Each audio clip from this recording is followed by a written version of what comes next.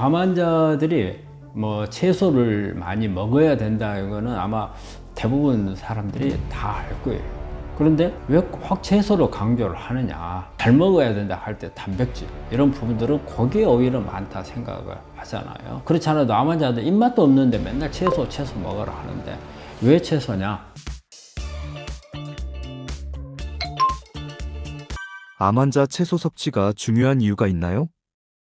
우리가 암 환자들이 뭐 채소를 많이 먹어야 된다 이거는 아마 대부분 사람들이 다 알 거예요. 그런데 왜 꼭 채소로 강조를 하느냐? 우리가 어떻게 보면은 칼로리라든지 영양분은 단백질, 우리가 잘 먹어야 된다 할 때 단백질 이런 부분들은 거기에 오히려 많다 생각을 하잖아요. 그런데 저희가 채소를 강조를 많이 하죠. 채소가 먹기도 좀 더 어떻게 보면은 맛이 더 없잖아요. 그럼에도 불구하고 그렇지 않아도 암 환자들 입맛도 없는데 맨날 채소 먹으라 하는데 왜 채소냐? 제가 여기 몇 가지만 설명을 하면 채소 속에는 사실은 중요한 게 영양 칼로리는 채소가 별로 없죠. 하지만 우리 이 영양분을 제대로 태울 수 있는 영양소가 채소에 많아요. 이런 부분들이 되게 이제 비타민이라든지 그다음에 이제 미네랄, 그다음에 수분 같은 것 이런 부분들이 여기에 많아서 우리가 완전 연소가 될 수 있도록 도와줄 수 있는, 특히 우리 이제 셰프 안에 미토콘드리아에서 에너지를 만드는데 제대로 그 에너지 시스템이 돌아갈 수 있게끔 해주는 영향을 하는 게 오히려 그런 성분들이 채소에 많이 들어있고요. 그리고 또 채소는 채소마다 가지고 있는 파이토케미칼들이 있어요. 우리 암 환자분들하고 이 파이토케미칼들은 뗄 수가 없거든요. 이 파이토케미칼은 무슨 작용을 하느냐? 대부분 다 이게 암을 일으키는 유전자를 조절해 줄 수 있는 그런 능력을 가지고 있어요. 대개 안에 보면은 여러 가지, 제가 한번 몇 가지만 나열해 보면은 우리 채소 속에 있는 게 뭐 레스베라트로라든지, 그 다음에 뭐 케르세틴이라든지, 뭐 비세틴, 그 다음에 녹차 속에 있는 뭐 EGCG라든지, 뭐 피페린이라든지, 뭐 이런 다양한 성분들이 있거든요. 이런 성분들은 대개 암을 일으키는 유전자를 끄거나 또 암을 괴사시킬 수 있는 그런 유전자가 변이가 돼서 기능이 사라져 버린 것을 회복을 시켜주거나 또 암세포가 제대로 조장을 하는 이런 유전자들을 줄여주거나 또 우리가 암세포는 사실 대사가 문제가 돼서 오거든요. 그런 대사를 조절해 주거나 이런 성분들이 되게 채소에 있습니다. 육식에는 그런 성분들이 거의 없어요. 그래서 이제 그런 부분들이 도움이 되고, 그리고 채소 안에 있는 미네랄들은 대개 우리가 이제 알칼리성 미네랄이 많아요. 칼륨이나 칼슘, 마그네슘. 근데 우리가 동물성에서는 이런 부분들이 별로 없거든요. 그래서 칼륨이나 칼슘, 마그네슘이 이걸 우리가 많이 섭취했을 때 내 몸이 산성에서 알칼리로 바뀌어요. 암은 산성화가 되도록 계속 저장을 하거든요. 우리가 포도당을 이용해서 대사를 하는 과정에서 산성 물질을 젖산을 많이 만들어내요. 그래서 젖산을 많이 만들어내기 때문에 우리가 암세포가 크지 못하도록 하려면 이 알칼리로 바꾸게 되면 암세포가 성장도 늦어지고 그 다음에 여러 가지 전이가 된다거나 이런 부분들이 잘 안 되게 되죠. 그래서 어떻게 해서든지 알칼리로 바꿔야 되는데 우리가 그 바꿀 수 있는 가장 좋은 방법은 일단 이런 미네랄이 많이 들어있는 식품을 먹어야 되는데 이 미네랄이 많이 들어있는 식품이 바로 채소예요. 그리고 또 하나 중요한 부분은 우리 채소 속에 들어있는 이 식이섬유는 우리 장에서 분해가 돼서 좋은 우리 몸에 암을 억제해 줄 수 있는 이런 물질들을 생산하는 재료가 돼요. 그리고 또 마찬가지로 이런 식이섬유는 발암물질들이 장 안에 있는 발암물질들을 변으로 빨리 끌고 나가서 제거를 해주는 역할을 하고 또 장 점막을 좋게 만들어서 면역을 끌어올려 주기도 하고 그래서 그런 역할들을 하죠. 그래서 우리가 채식은 그런 다양한 암을 억제하고 우리가 암을 관리하는 데 있어서 우리 몸에 유익하게 만들어주는 기능들이 많은 반면에 육류는 단순한 칼로리밖에 없어요. 오히려 그 안에 있는 성분들이 오히려 암을 더 성장하도록 조장시켜주는 성분들이 오히려 더 많을 수밖에 없거든요. 그래서 가능한 한 육류보다는 우리가 채식을 많이 하라 그렇게 권하는 겁니다. 암 환자 채소 과일 얼마나 먹으면 좋을까요? 우리가 뭐 정확한 데이터로 나와 있는 건 아닌데 보통 우리가 식이섬유가 하루에 필요한 양이 한 40g 정도 필요한 거로 돼 있어요. 그러면 식이섬유가 40g이면 우리가 채식으로 따질 때 한 400g 정도를 계산하면 돼요. 10분의 1 정도. 그러면은 우리가 40g이 필요하면 역으로 400g. 채식으로 해서 400g 정도 먹었다. 그러면 우리가 한 40g 정도의 채식을 먹는 그런 개념이 돼요. 그래서 하루에 한 400g 정도를 먹어야 되는데 참 400g 먹기가 그렇게 쉽지는 않습니다. 그렇기 때문에 여러분들이 여러 가지 방법으로 먹을 수가 있어요. 우리가 음식을 먹으면서 야채 쌈을 한다든지 그냥 뭐 샐러드로 먹는다든지 아니면 이렇게 발효한 김치라든지 뭐 깍두기라든지 뭐 이런 음식을 통해서 먹는 방법, 이런 방법도 있고 근데 그런 방법만 가지고 부족할 경우가 있어요. 그럴 때는 이런 부분들을 동결 건조하거나 아니면 이렇게 잘게 썰어서 즉 나노 분해 같은 걸 해서 적은 양을 먹고도 많은 식이섬유의 효과를 낼 수 있는 이런 방법들을 만들어 놓은 게 있어요. 또 이런 부분들도 이용을 할 수 있는 거고 그래서 어떻게 해서든지 최소한 한 40g 이상의 식이섬유를 먹을 수 있는 방법들을 나름대로 찾는 게 암을 치료하고 암을 예방을 하거나 또 암에 관해된 상태에서 재발 전이가 안 되도록 하는 그런 예방법을 하고자 하는 분들한테는 이런 부분들이 아주 권장되고 또 마찬가지로 치료를 하고 있는 분들도 다 마찬가지입니다. 그래서 그걸 기준으로 하시면 되겠습니다. 채소 과일을 싫어하는 암 환자라면 어떻게 해야 할까요? 채식을 좋아하지 않는 분들이 의외로 많아요. 그리고 또 특히 젊은 층일수록 더 많고. 근데 암이라는 것 자체가 암보다 더 우리 건강에 있어서 우리를 위협할 수 있는 더 이상 없잖아요. 그러면 내가 아무리 먹기가 싫더라도 습관을 들여야죠. 우리가 채식이 사실 보면은 맛이 별로 그렇게 없는 편이에요. 근데 우리가 음식 중에서 우리가 사람이 동물이잖아. 동물이다 보니까 우리가 동물인데 우리가 육식을 하고 채식을 하는 데 있어서 육식을 하는 것에 우리가 좋아하는 부분이 있어요. 그 부분은 되게 동물성 단백질이에요. 이 동물성 단백질들이 식물에는 없는 거예요. 그런데 동물성 단백질이 우리 몸 안에 들어오면 여러 가지 우리 기분을 좋게 해주는 그런 호르몬들을 만들어요. 특히 뭐 세로토닌이라든지 그 다음에 도파민이라든지 이런 것을 우리 몸 안에서 만들어지면 우리 기분이 좋아요. 시원한 느낌이 들고 그러니까 육류를 먹으면 이런 동물성을 먹게 되면 그 기분을 느끼는 거예요. 그래서 오히려 더 포만감이 있고 또 기분이 좋고 하기 때문에 좋은데 채식을 먹으면 그 기분이 별로 없어요. 어쨌든 이게 채식을 먹었을 때는 조금은 식물성에 가까워져요. 식물성에 가깝다는 말은 차분해지는 거예요. 동물성을 좋아하는 사람들은 액티브해져요. 식물성을 좋아하는 사람은 차분해지고 대신에 동물성을 좋아하는 사람은 공격적인 성향을 많이 갖죠. 그 다음에 식물성인 사람들은 어때요? 예민해져요. 민감해져. 그런 특성이 있는데 그러다 보니까 우리가 채식을 많이 하면은 뭔가가 부족한 것 같고 힘이 없는 것 같고 또 먹기가 싫고 그런 부분이 있는데 내가 암을 가졌다는 게 가장 큰 명제예요. 그럴 때는 내가 어느 게 좋은 건가. 그래서 채식을 가미해서 내가 정말 육식을 끊지 못한다 했을 때는 육식을 어떻게 보면 생선이나 조류나 이런 쪽으로 좀 바꾸는 것도 좋고 여기에다 채식을 가미하고 만약에 더 좋다면 채식을 조금 더 육식보다 더 많게 하는 거. 그렇다 해서 육식을 좋아하는 분들한테 무조건 100% 채식을 다 바꾸라 이렇게 하면은 많이 힘들죠. 참 암을 내가 암에 지는 한이 있어도 먹어야 되겠다 생각하는 분들 또 의외로 암을 가지고 있으면서도 암에 대해서 등한시한 분들이 많이 있거든요. 그런 분들한테 무조건 채식만 해라 그러면 힘들어요. 그럼 바꾸는 그렇게 양을 조절하는 방법이 있고 또 조리법을 참 잘해서 이 채식을 먹더라도 육식을 먹는 만큼의 식감을 낼 수 있도록 하는 그런 방법도 생각을 해볼 필요가 있어요.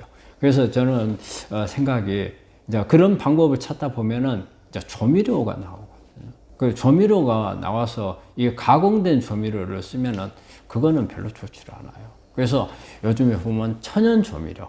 그래서 우리 환자분들은 가끔 이제 약선 요리 같은 것을 이제 많이 이제 권하거든요. 약선 요리는 우리가 이제 되게 이제 절에서 이제 많이 쓰는 음식으로 이 육식이 전혀 안 들어가잖아요. 이 가공된 조미료를 사용하지 않아요. 그러면서도 맛을 내고 그런 부분들을 좀 공부를 하시면서 식단을 만드는 것도 하나의 좋은 방법인 것 같아요.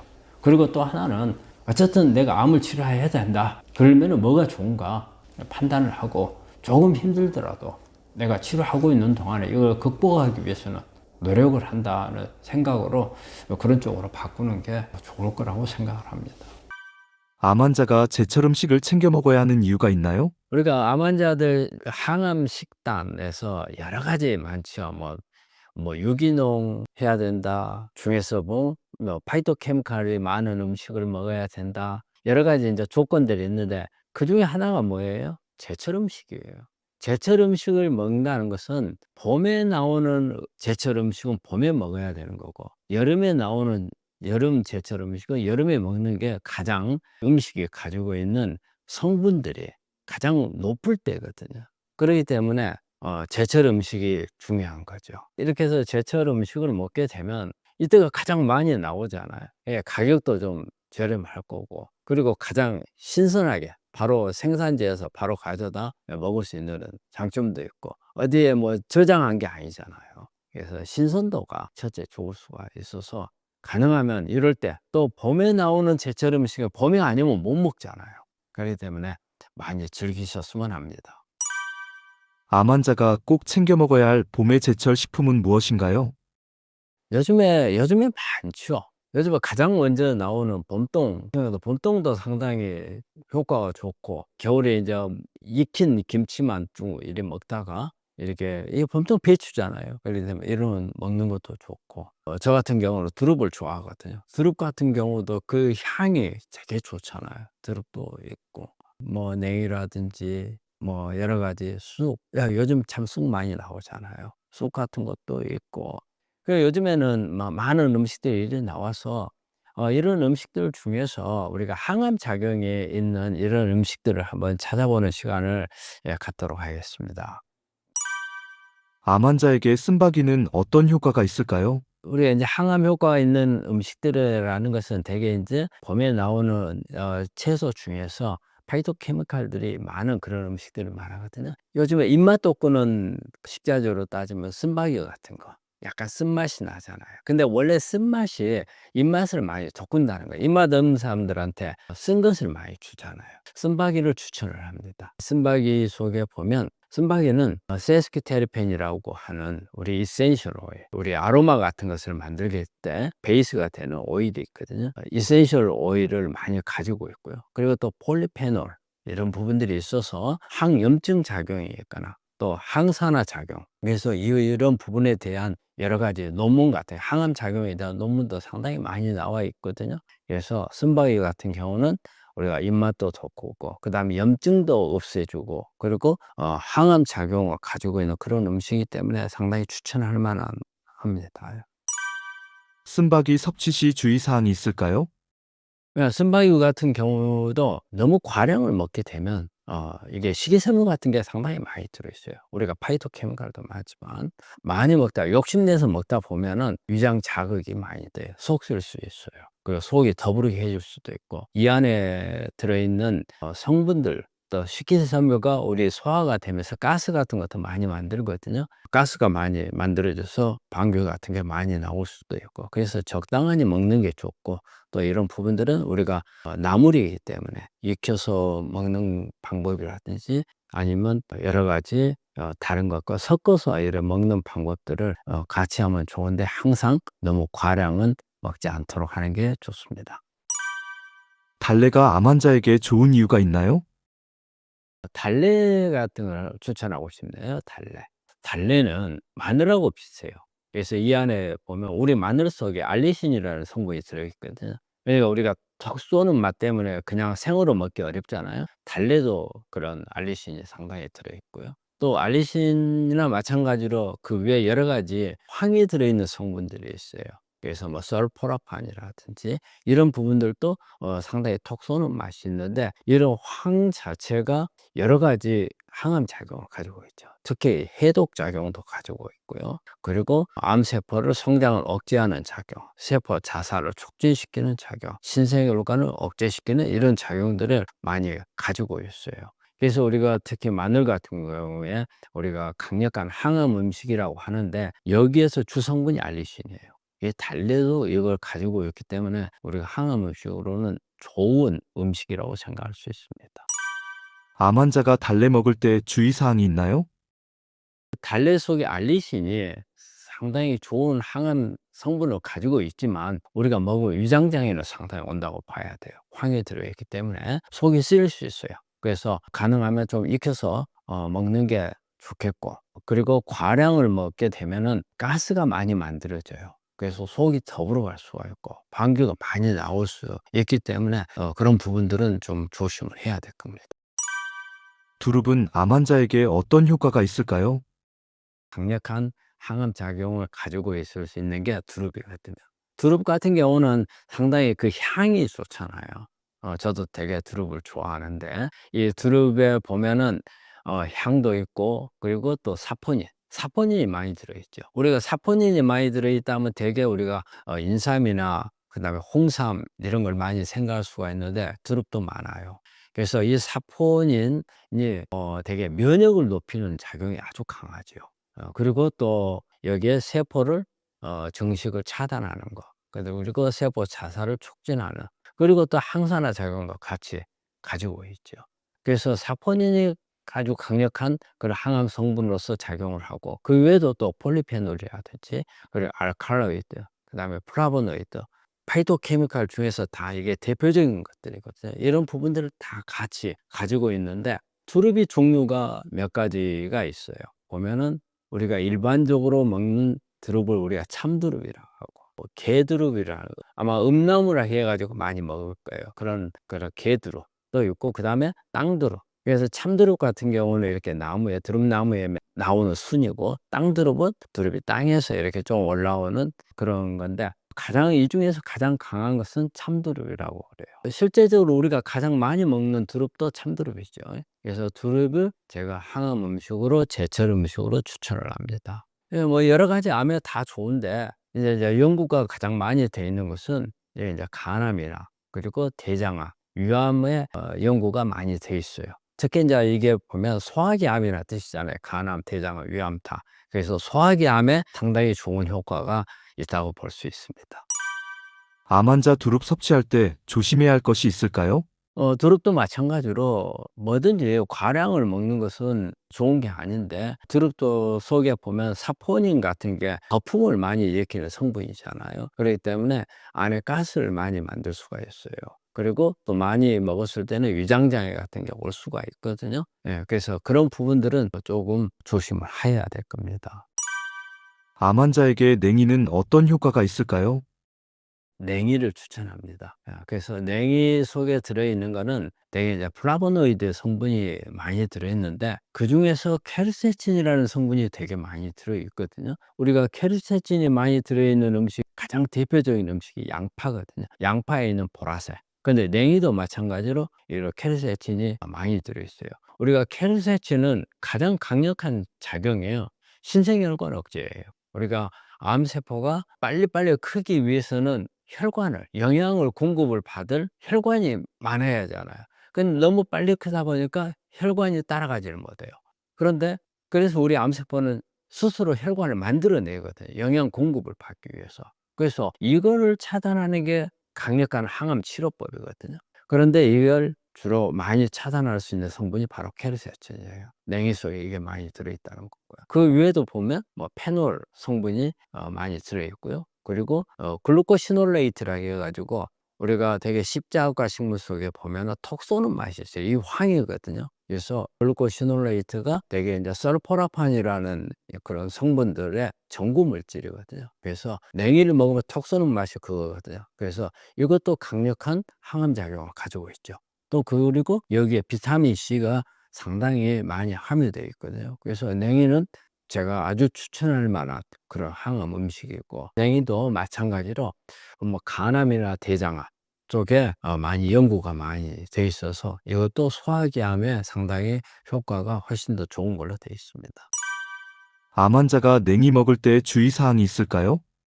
냉이도 마찬가지로 이게 십자가 식물 중에 하나거든요. 그러면 황이 많이 들어있어요. 황이 많이 들어있기 때문에 황이 많이 들어있는 식품은 전부 다 안에 가스가 많이 만들어질 수 있고 위장장애가 올 수가 있어요. 그래서 과량 먹는 거 이런 부분도 좀 조심하셔야 됩니다. 암 환자에게 쑥의 항암 효과는 어떤가요?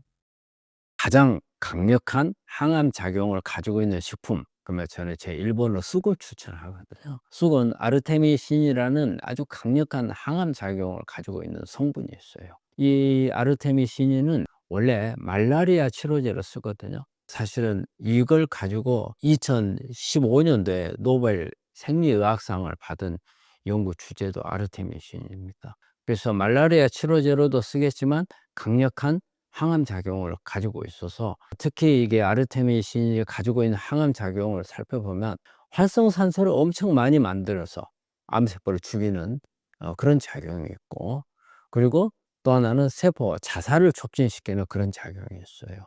그리고 이제 암세포 증식을 억제를 하고, 특히 이제 암세포가 스스로 괴사를 할 수 있도록 그렇게 촉진하는 그런 작용들이 있거든요. 다른 어떤 식품보다도 이 쑥이 가지고 있는 아르테미신이 저는 가장 강력한 항암 작용을 가지고 있는 성분이다 말씀드리고, 그 외에도 보면 플라보노이드라든지 폴리페놀이라든지 이런 강력한 항암 성분들을 또 같이 함유하고 있어서, 우리 봄에 나오는 제철 음식 중에서 가장 항암 음식으로 제 1번으로 추천한다면 저는 쑥을 말하고 싶어요.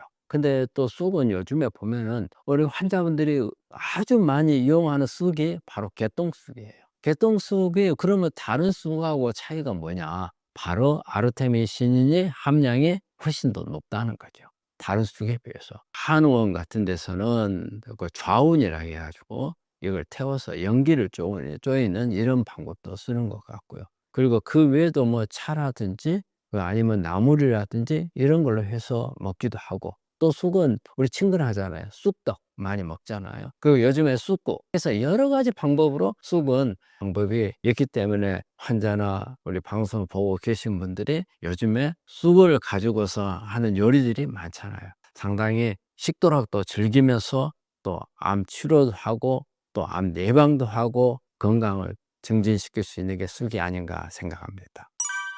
암 환자가 쑥을 섭취할 때 주의사항이 있을까요? 쑥은 사실은 보면 우리가 그냥 생으로 먹지는 않잖아요. 이게 되게 이제 익혀서 먹고 그러기 때문에 큰 부작용 같은 것은 없는데, 일단 쑥에도 쓴맛이 있잖아요. 쓴맛이 있기 때문에 이런 쓴맛은 한맛을 입맛을 돋구는 효과는 있어요. 하지만 또 반면에 많이 먹었을 때는 위장을 자극할 수 있기 때문에 그런 부분은 조금 조심해야 됩니다. 그래서 특히 위가 안 좋은 분들, 수술 끝나고 얼마 안 된 분들, 그리고 항암을 하고 나서 아직 어떤 위장장애에 대한 부작용이 회복이 덜 된 분들, 이런 분들은 과량 섭취하는 것은 좀 주의하시고, 소화력이 떨어져 있는 분들은 많이 먹게 되면 안에서 어때요? 식이섬유가 소화가 잘 안 돼서 가스 같은 게 많이 생겨서 속이 더부룩하고 방귀 같은 게 많이 나올 수 있고, 이런 부분, 이런 부작용들이 있을 수 있으니까 그런 부분은 조금 조심하는 게 좋겠습니다. 나물로 암 환자 밥상 어떻게 차려 먹으면 좋을까요? 우리가 나물 같은 경우는 그냥 그대로 익히지 않고 그냥 나물 무쳐서 먹는 이런 방법도 있겠고, 그리고 이제 너무 쓴 거는 어때요? 그냥 먹기는 어렵잖아요. 그러면 상당히 데쳐서 먹을 수도 있는 방법이고, 또 하나는 이런 나물들을 여러 가지 같이 섞어서 저는 이제 비빔밥처럼 해서 먹는 게 상당히 효과가 더 좋다고 봐요. 왜냐하면 우리가 이런 성분들이 가지고 있는 식단들을 같이 섞었을 때는 한 가지 성분이 아니고 여러 가지 성분이 같이 섞이거든요. 그리고 또 중복되는 것들이 있어요. 이 중복되는 것은 함량을 높여주는 거거든요.